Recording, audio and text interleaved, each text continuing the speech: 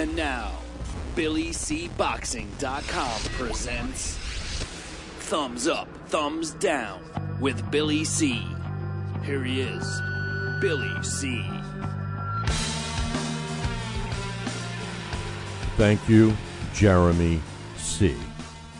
We're coming at you from the Billy C. studio in Lake George, New York. I'm Bill Calogero, and it's time for Billy C. Boxing's Professional Boxing's Thumbs Up and Thumbs Down for today, Friday, July 27th in the year 2012. First of all, I got a couple of thumbs up and a couple of thumbs down. Thumbs up goes to Jimmy Birchfield's Classic Entertainment Sports and New York Supreme Court Justice Charles Ramos for ruling against Boxing 360 Promotions and the main promoter of that company, Mario Yagobi, and his crazy attempt of trying to put an injunction to prevent the Lundy-Beltran fight tonight on ESPN. Listen, guys like Mario Yagobi and Boxing 360 is what's wrong with this sport. When you get guys that are successful in other areas of business who want to put on the boxing promoter's hat and just don't have a clue of what's going on, it makes for a bad sport, and that's exactly what this clown is. He doesn't know one thing from another when it comes to boxing. Like, for example, when you have a contract with a fighter in the state of New York, it's not even looked upon as being valid unless it's approved by the New York State Athletic Commission. I'm not sure what the case is about this, but I knew one thing for damn sure, that they weren't going to stop this fight from happening over Mario Yagobi's and Boxing 360's injunction that was attempted to take place yesterday. He's slowly making himself enemies in this sport. He's done it already with Star Boxing and trying to cause some issues there.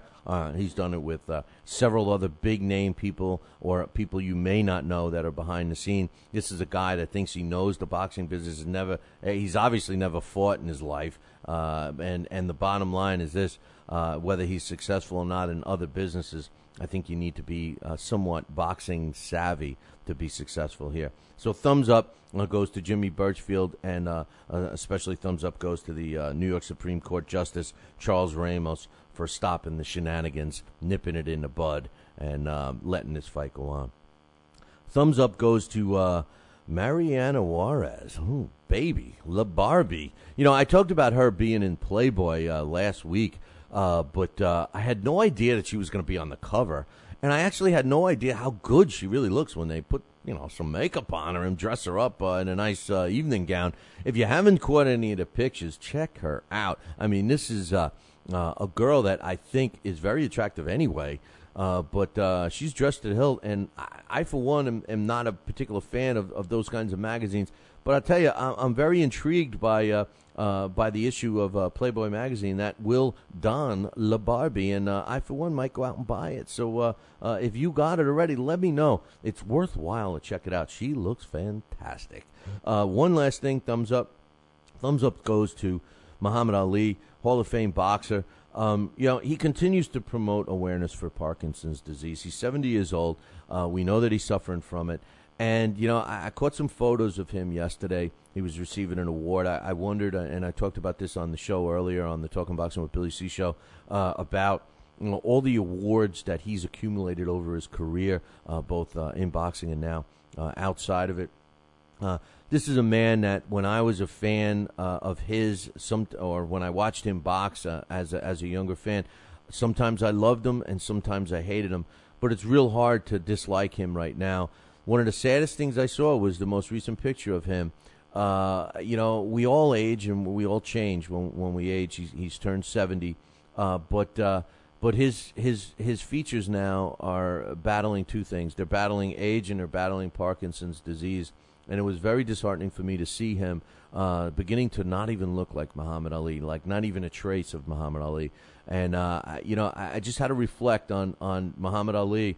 And I got to give him a thumbs up because he's still a fighter, still a warrior, and still trying to get awareness out there for a disease that, according to the people around him, is ravaging his body but not his mind.